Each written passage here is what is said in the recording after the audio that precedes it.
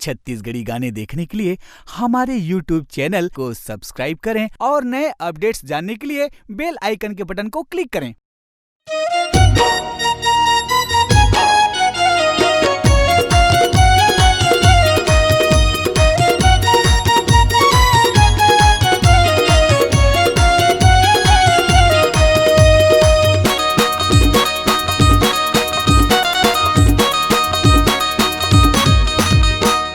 जीजा तेरे चक्कर में सारी बदनाम है। हाँ जीजा तेरे चक्कर में सारी बदनाम है। दीदी जाने जाही तो जाही मर जान है। दीदी जाने जाही तो जाही मर जान है। सारी मोर ए सारी मोर, सारी मोर ए सारी मोर, सारी तोरे चक्कर में जीजा बदनाम है। सारी तोरे चक्कर में जीजा बदनाम है। तोर दीदी जान जाही त जाही मोर जान है। तोर दीदी जान जाही त जाही मोर जान है।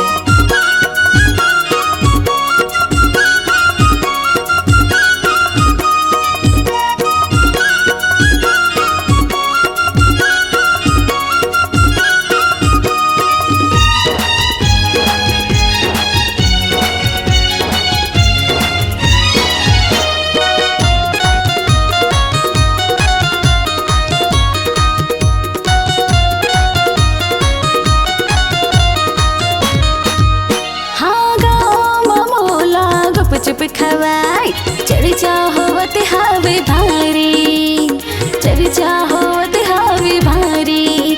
एक दिन मोला संग माँ घुमा जीजा बदनाम हो गया तर सारी, बदनाम हो गया तेरी सारी। दीदी मोर दिलदार है, ओला तोले बड़ प्यार है। ए जीजा दीदी मोर दिलदार है, प्यार है। जाने जाहिता ये बात ला लिटारी मोर पराने है।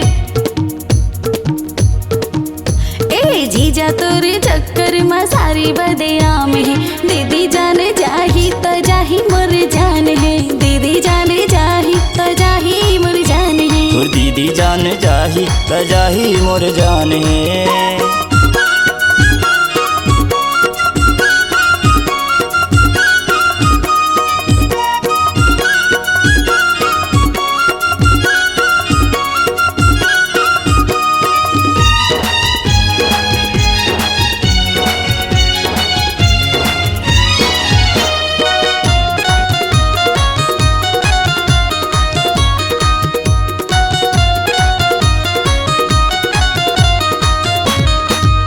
हाँ परिवार में एकलौती मुरसारी, कैसे मैं तोला नहीं घुमाऊँ, कैसे मैं तोला नहीं घुमाऊँ। दीदी के तोर मोला मिले है आर्डर, बिन मारे मैं मर जाऊँ, बिन मारे मैं मर जाऊँ। बैरी मोरे संसार है, का बताऊँ का हाल है। बैरी मोर संसार है, का बताऊँ का हाल है। ना एती के हाँ ना होती के हाँ, बीच फंसे मजेदार है। ए जीजा तोरे चक्कर में सारी बदनाम है। दीदी जाने जाही तो जाही मर जान है। दीदी जाने जाही तो जाही मर जान है। सारी मोर ए सारी मोर, सारी मोर ए सारी मोर, सारी तोरे चक्कर में जीजा बदनाम है।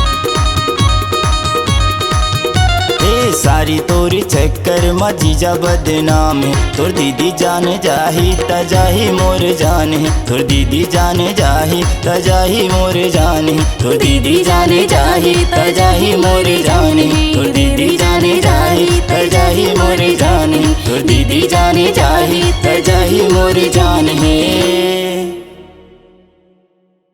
आपकी आवाज ही आपकी पहचान है। यदि आप अपनी आवाज को एक नया आयाम देना चाहते हैं तो चले आइए मल्टी ट्रैक डिजिटल रिकॉर्डिंग के लिए AVM audio video studio, Khamtarai, Raipur. Mobile number 9301523929 और 7869646201। यदि आप नए एवं पुराने गीत सुनना चाहते हैं तो avmgana.com में जाकर गाना फ्री डाउनलोड करें और YouTube चैनल में AVM गाना को सब्सक्राइब करें।